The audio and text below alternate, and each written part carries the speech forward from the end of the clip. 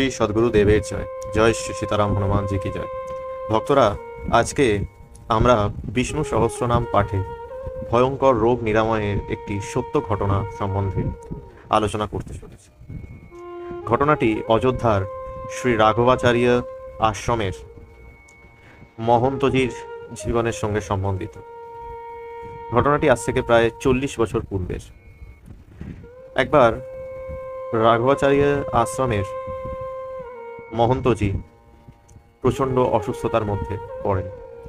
তখন তার উদ্দেশ্যে সেই আশ্রমের ভক্তবৃন্দরা শ্রীমন্দিরেতে প্রতিনিয়ত বিষ্ণু সহস্রনাম পাঠের সংকল্প গ্রহণ করে পাঠ প্রারম্ভ করতে থাকে।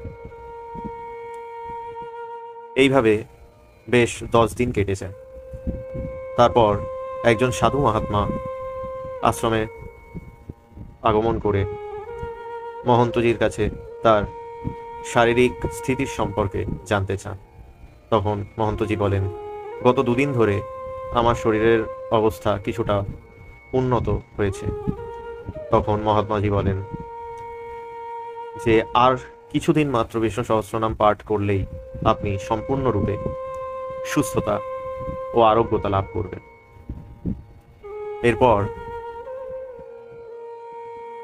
মহন্তজি ভক্তবৃন্দকে ডেকে এই কথাটি সকলের কাছে উপস্থাপন করে এবং তিনি বলেন যে এরকম কোনো রোগ নেই যা ভগবত নামেতে নিরাময় না হয়। এবং তিনি এও বলেন যে সাধু মহাত্মাজি তাকে বলেছেন যে কেবলমাত্র আর কিছুদিনের বিষ্ণু সহস্রনাম পাঠের পরেই আমি সম্পূর্ণরূপে সুস্থ ও আরোগ্যতা লাভ করব। শাস্ত্রেতে এও উল্লিখিত আছে যে বিষ্ণু সহস্রনাম পাঠেতে ভয়ঙ্কর থেকে ভয়ঙ্করতম রোগ সম্পূর্ণরূপে রোগীর শরীরকে ত্যাগ করে রোগীকে সুস্থতা আরোগ্যতা প্রদান করে। এরপর কিছুদিন আরও বিষ্ণু সহস্রনামের পাঠের পর মহন্তজি সম্পূর্ণরূপে সুস্থ হন।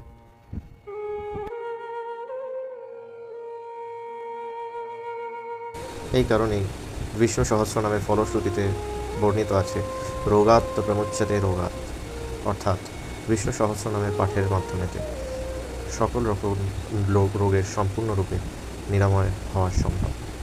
আজকের কথা প্রসঙ্গটি ভালো লেগে থাকলে আমাদের চ্যানেলটিকে সাবস্ক্রাইব করুন, ভিডিওটিকে লাইক করুন ও শেয়ার করুন। জয় শ্রী সীতারাম।